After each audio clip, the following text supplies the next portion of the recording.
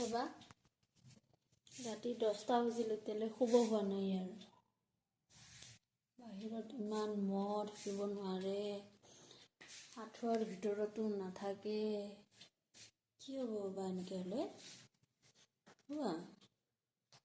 টোপনি নাই তোমাৰ ৰাতি 10টা বাজিলে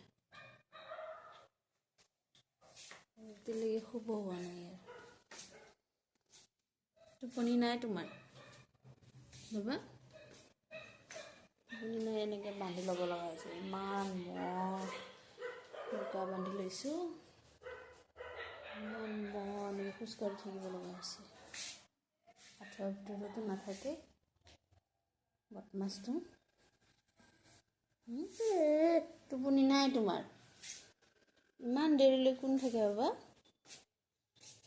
তোমাৰ লগৰবিলাকে চব শুলে তোমাৰ টোপনি নাই তোমাৰ